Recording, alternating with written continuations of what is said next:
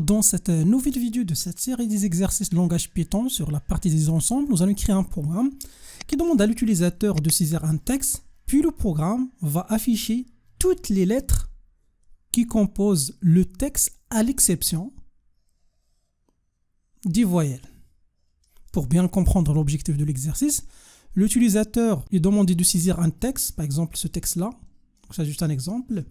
Ensuite, le programme va garder uniquement dans un ensemble bien sûr, les lettres qui composent ce texte-là, mais qui ne sont pas des voyelles. Ok, donc ça c'est l'objectif de l'exercice. Avant de vous donner l'algorithme qu'on va suivre, essayez vous-même d'écrire ce programme-là, donc en exploitant ce qu'on a vu dans la partie des ensembles. Alors ici, pour résoudre ce problème-là, bien sûr, la première chose, on demande à l'utilisateur de saisir un texte. On suppose qu'il a saisi ce texte-là.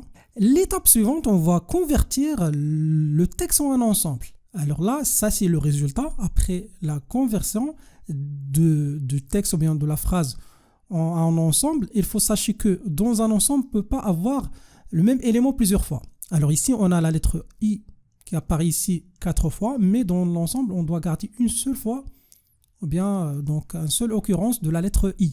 Bien sûr, ça, c'est une caractéristique des ensembles.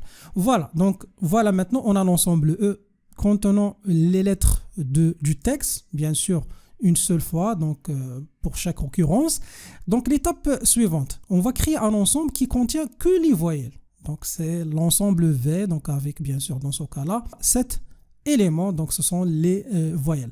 Maintenant, est-ce qu'il y a une possibilité dans l'ensemble E de garder que les lettres qui ne représentent pas des voyelles? Si vous essayez d'exploiter ce qu'on a vu dans la partie des ensembles, bien sûr, vous allez conclure qu'il existe un opérateur qu'on peut le tester, l'utiliser dans ce cas-là, c'est l'opérateur de la différence.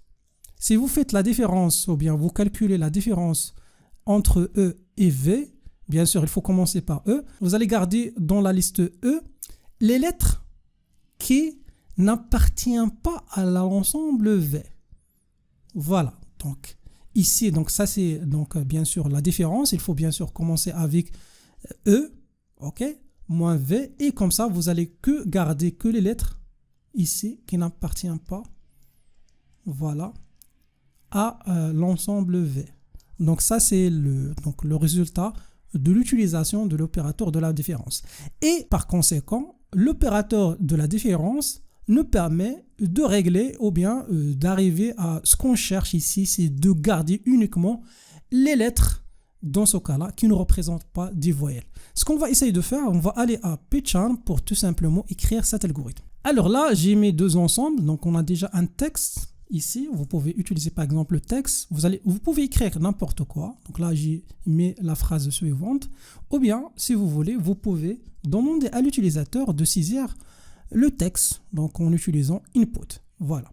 Alors ici, donc là, dans un premier temps, je vais utiliser la première phrase et après, donc je vais tester la deuxième instruction. Voilà, donc ici, donc l'étape suivante, on va déclarer donc un ensemble contenant que les voyelles. Alors ici, pour résoudre notre problème, il suffit d'utiliser quoi? D'abord de convertir cet ensemble-là. On peut nommer cet ensemble déjà T. Ok, donc là c'est le texte, par exemple, là T. Et puis là, on va utiliser l'ensemble E, voilà comme ça. Et on va utiliser la fonction set. Alors set va prendre le texte et va garder donc une seule fois chaque élément du texte, donc même en l'espace, donc sera gardé. Et voilà, donc on va tester ça. Donc déjà, vous pouvez voir, donc T. Alors vous pouvez déjà tester pour voir donc les résultats. Donc on a, ça c'est l'ensemble, dans ce cas-là, E. Et après, on peut même afficher l'ensemble V, voilà. Alors, on peut même afficher donc ça, voilà, E par exemple. Et là, on va mettre V, voilà, virgule V, donc pour voir tout ça. Donc, on va exécuter pour voir le résultat. Donc, ça, c'est le résultat. Maintenant, ce qu'on va essayer de faire, on doit calculer la différence entre les deux. Alors, comment calculer la différence? On peut utiliser la méthode suivante, l'une des deux méthodes suivantes. La première méthode, c'est de mettre en E moins égal V. Alors, ça permet de faire quoi? De tout simplement prendre les éléments de E et de ne garder en E que les éléments qui apparaissent en V. Donc ça, c'est la première solution. Ou bien, vous pouvez utiliser la fonction E, difference update. Alors, il faut faire attention puisque lorsque vous utilisez difference update, ça permettra de changer les éléments de E.